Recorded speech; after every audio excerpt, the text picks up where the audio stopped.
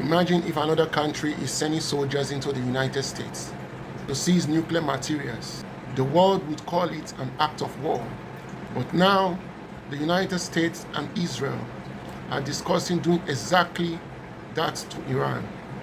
According to reports, they are considering sending special forces to take control of Iran's enriched uranium. Let that sink in.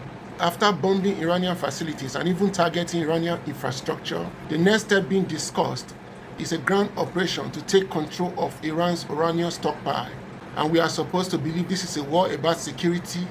No, this is a war about power, about control, about resources. The same countries accusing Iran of being dangerous are the same ones sitting on the largest stockpiles of nuclear weapons on earth.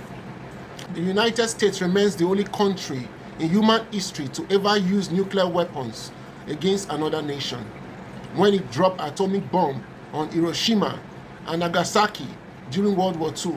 The question the world must ask is simple: who is really the threat? Now they say Iran cannot have uranium, but they have thousands of nuclear weapons.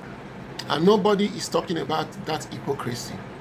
In 1953, the United Kingdom and the United States orchestrated and overthrew the Iran government. During the 1953 Iranian coup d'etat, they installed Muhammad Pahlavi, a leader who stayed in power for 26 years, while many Iranians suffer repression. Why? Because Iran's resources, its oil, its wealth, were too valuable for Western control to lose. And now history looks like it's repeating itself. Bomb the country, weaken the government, talk about regime change, then move in to control the resources. That's criminality. Broad daylight robbery before the eyes of the world. And suddenly, the conversation is about seizing uranium. This is not about Christianity versus Islam.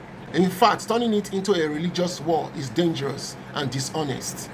Even Jesus himself lived long before Christianity existed as a religion.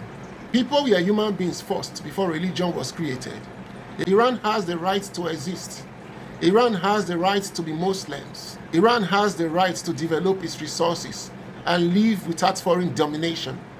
And let's be clear, a foreign ground operation inside Iran to seize nuclear materials would be an extremely dangerous escalation. Iran is not a weak country. Such an operation could trigger a major regional war or even a global conflict. The world must ask another important question. If diplomacy worked before, why was it abandoned? Under Barack Obama, a nuclear agreement with Iran was possible. Under Donald Trump, that agreement collapsed. So what changed? Peace was on the table, but now war is being discussed. And the people of the world are expected to accept it without questioning the motives. But history teaches us something important. When powerful nations talk about security, sometimes they are really talking about control. Iran's resources belongs to Iran, not Washington, not Tel Aviv, and certainly not foreign soldiers entering another country to take what is not theirs. The world must carefully think about where this path leads, because once great powers start talking about regime change, history shows that everyone pays the price.